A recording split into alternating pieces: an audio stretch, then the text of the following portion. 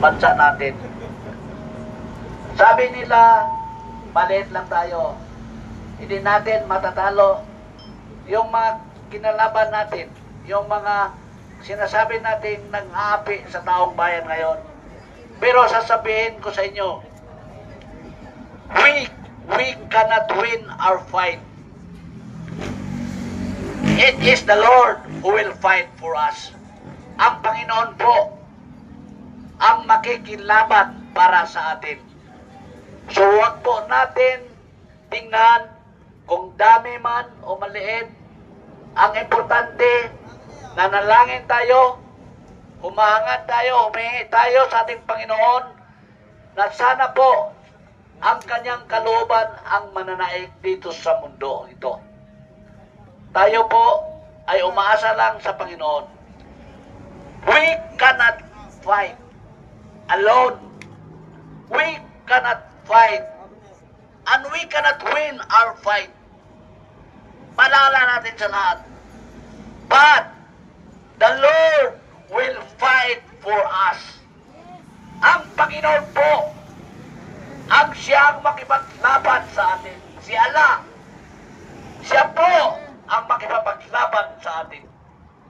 So, tayo po, nandito, be still, sabi nila. Sabi ng Panginoon din, ang sagot niya. Be still. Mananalig lang kayo. Dahil ang Panginoon po, siya po ang bahala sa ating lahat. God will give us justice. Siya po ang magbigay ng hustisya sa atin.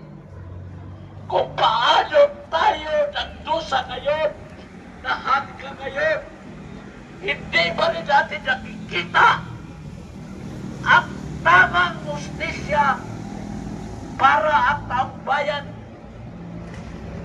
ay lumigaya sa bawat isa. Hindi ba natin nakita ang leader? Dahil kung may leader man na mabait, papalitan naman ng leader na masama. Ito po ang nangyayari sa bayan natin, sa bansang Pilipinas. Kaya nga, God, save the Philippines! Ikaw lang po, Allah, Panginoon, ikaw lang po ang aming kasahan. Joey. Save the Philippines! Ito po ang wika ng ating mahal na Vice Presidente na siyang inapi ngayon. Gusto nilang i-impeach ang Vice Presidente dahil takot sila na mawala sa pwesto at mahinto ang kanilang panluloko sa taong bayan. Tayo po lahat, mga ordinaryong tao, mga ordinaryong Pilipino, mga ordinaryong empleyado, tayo po ang mga biktima sa mga pagnanakaw na ginawa na ating mga namunuan ngayon. Kaya manalig tayo sa Panginoon. Ang ating rally ngayon ay manalangin sa Panginoon na tulungan nila tayo. Lord God, bigyan mo kami ng lakas na kahit konti pa ang nakikinig sa amin ngayon. Sana dumami kami mamayang hapon upang maibahagi ng lahat ang kanilang mga hinanaing sa ating pamunuan ngayon. Lahat tayo po ay biktima. Tayo man po ay nasa gobyerno. Kumakain din po tayo. Sumasahod tayo. Pero hindi pa sapat yan para sa ating pamilya.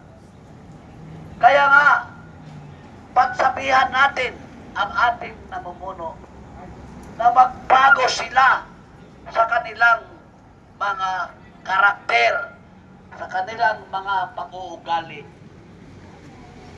Tingnan nyo, dahil siguro pinipigilan ang pag-release ng GAA 2025 dahil nagkamali sila, meron silang ginawang mali, ay ginastos na yung 65%. Ginastos na nila, kinuha na nila, kahit hindi pa nagdesisyon ang Supreme Court Suprema, kinuha na nila, kinuha na po nila ang pera. 2 trillion mahigit na lang ang naiwan. Saan ba nila dadalhin ang pera? Bakit kinuha na nila na ang Supreme Court ay hindi pa nag-decide kung tama o mali ba yung ginawa ng Kongreso? Bakit? Ano sa tingin niyo?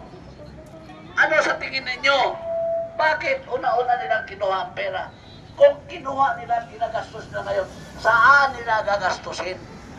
Dahil ba ay eleksyon na? Dahil ba ay eleksyon na, gagastusin nila pagbili ng boto ng mga tao? Kung ganon malang palagi ang nangyari sa ating banda, na binibili nila ang boto ng taong bayan upang sila po ay manatili palagi sa posisyon, upang sila po ay patuloy na magnanakaw sa pira ng bayan. Ano ba? Saan ba pupunta ang Pilipinas? Ano na ang kahinatnan ng bansang ito? Maraming yumayaman, pero kasali ba tayo sa pagyaman nila? Hindi tayo kasali. Iilan lang. Tingnan niyo sa Kongreso. Ang nakabarada doon na mga kotse, mga magara, mga mamahalin, halos lahat doon nakabarada. Samantalang maraming ginugutom ng mga Pilipino. Maraming maliliit na sweldo na empleyado. Naawa nga ako sa mga empleyado, maaga pang mag-report sa opisina, ngunit maliit ang sweldo. Nangungutang. Alam ko, ang lahat na empleyado ay hindi nagdidepende sa kanilang sahod. Nagdidepende lang sila sa kanilang utang. Ngunit tingnan mo ang mga namumuno, ang mga matataas na posisyon sa gobyerno, mga magagarang kotse. Alam ba natin na sila po ay mga empleyado lang natin? Empleyado lang natin ang lahat na nasa gobyerno na nagtrabaho. Dapat kung empleyado natin sila, sumasahod lang sila ng kasamtangan na kasamtangan lang na sahod, hindi malaki. Pero bakit? Tingnan mo ang pamahahay. Tingnan mo ang kanilang luho. Tingnan mo ang kanilang lifestyle, ang ari-arian, mga properties, mga sasakyan. Yan po ba ay mga empleyado lang? Ha? Samantalang tayo po nagbubuwis. Alam nila, ang mga driver po ng mga motorila, taxi, sasakyan, sabi nila hindi daw sila nagbayad ng buwis. Mali! Ang ating mga driver ng taxi, mga bus, lahat, nagbabayad ng buwis dahil araw-araw silang bumibili ng gasolina na binubuwisan ng 12%. Araw-araw kumakayod, nagbabayad ng buwis. Pinapakain ang anak, ang pamilya. Malimit lang ang kita sa buong araw. Binubuwisan ng gobyerno. 12%. Pagkain mo, binubuwisan. Tubig mo, binubuwisan. Kuryente mo, binubuwisan. Ibig sabihin, tayo po ang bumuhay sa ating gobyerno.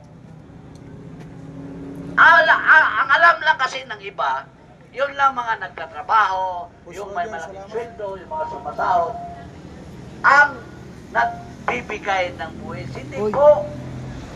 Bawat kuryente, tubig, sasakyan, may bayad ang tao sa bansa. mayaman, mahirap, nagbubuwis tayo sa ating gobyerno. Bakit tayo nagbubuwis sa gobyerno? Upang lumago ang ating ekonomiya at maging mayaman ang ating bansa. Kasi yan ang ginagamit sa ating mga inasal, mga empleyadong magpapait sana para gawin ang kanilang para ipalago ang Pilipinas magiging economic stable. Pero anong ginagawa sa pira ng taong bayan? Anong ginawa? Ninanakaw ng mga taong sinisweldohan lang natin. Ninanakaw. Ngayon, sinong magnanakaw? Ang namumuno ngayon, sobrang pagnanakaw. Wala mga budget. Pinag-usapan pa mali o hindi dito sa Supreme Court, ninanakaw na. 65% of the budget declared by DBM na na-release na. Anong ibig sabihin nun? Pebrero pa. So wala tayong pira pagkatapos ng eleksyon. So saan kumuha ang gobyerno?